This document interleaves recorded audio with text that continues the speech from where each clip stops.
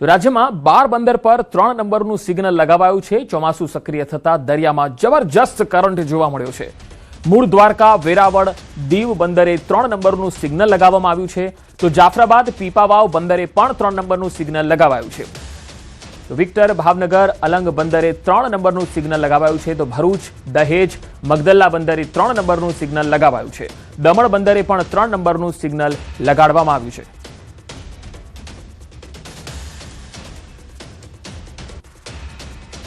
તો દક્ષિણ ગુજરાતમાં ધોધમાર વરસાદથી ઠેર ઠેર પાણી ભરાયેલા જોઈ શકાય છે। અલગ અલગ 6 તસવીરો દક્ષિણ ગુજરાતની છે। નવસારીના ચીખલીમાં જળબંબાકારની સ્થિતિ જોવા મળી। તો ઉપરવાસમાં ભારે વરસાદ થવાથી કાવેરી નદીની સપાટીમાં વધારો થયો છે। ચીખલી રિવરફ્રન્ટ પાસે આવેલ તડકેશ્વર મહાદેવ મંદિર પાણીમાં ગરકાવ થઈ ગયું। નવસારીમાં ભારે વરસાદને પગલે શહેર પાણી બની ગયું। ગણદેવી, ચીખલી, વાંસદા, ખેરગામ તાલુકામાં વરસાદ થયો।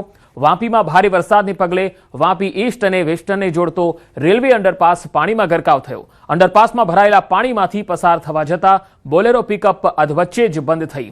સુરત જિલ્લાના પલસાણા તાલુકામાં સૌથી વધુ વરસાદ કડોદરા સુરત માર્ગ પર પાણી ભરાઈ ગયા। હરિપુરા પાટિયા નજીક હાઈવે પર વરસાદી પાણી ભરાતા ટ્રાફિક જામ સર્જાયો। સુરત શહેરમાં ધોધમાર વરસાદને પગલે શહેરમાં ઠેર ઠેર પાણી ભરાયા। તો નીચાણવાળા વિસ્તારોમાં પાણી ભરાવાના કારણે લોકોને મુશ્કેલીનો સામનો કરવો પડ્યો। સુરતમાં વરસાદથી ફરી એકવાર પાણી ભરાયેલા જોઈ શકાય છે। સોસાયટીઓ અને મુખ્ય માર્ગો પાણીમાં ગરકાવ થયા। પ્રી મોન્સૂન કામગીરી પર સવાલ ઉઠી રહ્યા છે। હવે આપણે વલસાડની તસવીરો પણ બતાવીએ। વલસાડ જિલ્લામાં ધોધમાર વરસાદ થયો છે। ભારે વરસાદને પગલે વાપી અને પારડીમાં જળબંબાકારની સ્થિતિ જોવા મળી છે। કપરાડા, ધરમપુરના જંગલ અને ડુંગર વિસ્તારમાં ભારે વરસાદ થયો છે। મધુબન ડેમના ઉપરવાસમાં પણ ભારે વરસાદ થયો છે। સતત વરસાદથી ડેમમાં પાણીની આવક ખૂબ વધી રહી છે। મધુબન ડેમની આ તસવીરો અમે આપને બતાવી રહ્યા છીએ। મધુબન ડેમમાં 30,000 ક્યુસેક પાણીની આવક થઈ છે। મધુબન ડેમના 6 દરવાજા 1 મીટર ખોલાયા છે। ડેમમાંથી 25,000 ક્યુસેક પાણી દમણગંગા નદીમાં છોડાઈ રહ્યું છે। ડેમમાંથી પાણી છોડાતા દમણગંગા નદીમાં ભરપૂર પાણીની આવક થઈ છે। વાપી નજીક આવેલો દમણગંગા નદીનો વિયર ઓવરફ્લો થયો છે।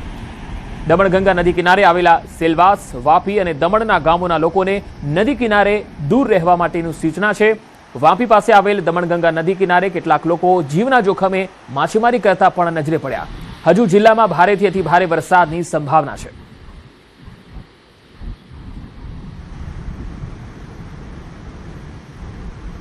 તો દક્ષિણ ગુજરાતમાં સતત ધોધમાર વરસાદ પડી રહ્યો છે અને આ વરસાદને પગલે અનેક સ્થળોએ તારાજીના દ્રશ્યો પણ આવ્યા છે સામે। આ તસવીરો જુઓ। નવસારી જિલ્લાના ગણદેવી તાલુકાના ભાટ ગામમાં પૂર જેવી સ્થિતિનું નિર્માણ થયું। શ્રીરામ ફળિયું અને જાગૃતિ ફળિયા સહિત 200થી પણ વધારે ઘરો વરસાદી પાણીની છલોછલ જોવા મળ્યા। નવસારીના ગણદેવી તાલુકાના ભાટ ગામે ભારે વરસાદને કારણે 200થી વધુ ઘરો બેટમાં ફેરવાય એવી સ્થિતિનું નિર્માણ થયું હતું। ભાટ ગામના 2 ફળિયા મળીને 200 જેટલા ઘરો છે। ત્યાં ગોઠણસમાં અને કેળસમાં પાણી ભરાઈ જતા લોકોમાં ભારે હાલાકી વેઠવાનો વારો આવ્યો હતો।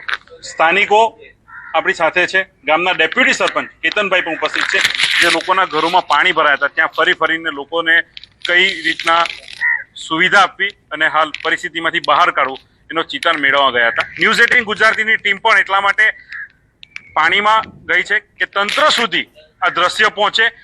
જે રીતના સ્થાનિકો આક્ષેપ લગાવી રહ્યા છે કે ગેરકાયદેસર ઝીંગા તળાવો છે એના પાળાના કારણે પાણીનો નિકાલ નહીં થયો અને એનો ભોગ આ 200થી વધુ ઘરના લોકોએ બનવું પડ્યું। હવે ડેપ્યુટી સરપંચ ઉપસ્થિત છે, સીધી વાત કરીશું। ન્યૂઝ 18 ગુજરાતી એટલા માટે દ્રશ્યો બતાવી રહી છે, સ્થિતિ સુધી એટલા માટે પહોંચી હતી કે વહીવટી તંત્રના અધિકારીઓની આંખ ખુલે, રજૂઆતો કરવા છતાં પણ પહોંચ્યા ન હતા। ડેપ્યુટી સરપંચ આપણી સાથે, આપનું નામ? કેતનભાઈ, કેટલા સમયથી આ પાણી ભરાય? પાણી તો દર વર્ષે ભરાય છે, પણ દર વર્ષે પાણી નીકળી જતા હતા। આ વર્ષે હું કે ઝીંગાના તળાવ બધા ગેરકાયદેસર બનાવ્યા ને એના કારણે પાણી નીકળતું નથી। એના માટે કોઈને રજૂઆત કરી ખરી? બધાને જ રજૂઆત કરેલી। શું નિકાલ આવ્યો એનો? કઈ નિકાલ કર્યો નથી હજુ સુધી। એનો ભોગ કેટલા લોકોએ બનવું પડ્યું? 200થી કેટલા ઘરો હજી પાણીમાં એ થતા છે। કેટલા પાણી ભરાયા હતા આજે છે ને તે આ ઘૂંટણથી ઉપરના પાણી છે, અત્યારે પાણી ઓછા થઈ ગયા છે। આ કેર હંમેન પાણી હતા। ભારે વરસાદની આગાહી છે, જો વરસાદ વધુ વરસે તો શું સ્થિતિ નિર્માણ થશે? તો એ ઘર ડૂબી જશે। લોકોને આ પરિસ્થિતિમાં મૂકીને વહીવટી તંત્ર પોતાની કઈ ફરજ નિભાવી રહી છે એ સૌથી મોટા સવાલો હાલ સામે આવી રહ્યા છે, પરંતુ હવે એ મોટો સવાલ છે કે જિલ્લા સમાહર્તા એટલે કે નવસારી જિલ્લા કલેક્ટર પર લોકો આસ લગાવીને બેઠા છે કે આ ઝીંગા જે ગેરકાયદેસર ઝીંગા તળાવો છે એમને દૂર કરવામાં આવે અને લોકોને આ તકલીફોમાંથી બહાર કાઢવામાં આવે એવી હાલ ગુહાર ભાટ ગામના લોકો લગાવી રહ્યા છે. પ્રવીણ પટેલ, ન્યૂઝ 18 ગુજરાતી, નવસારી.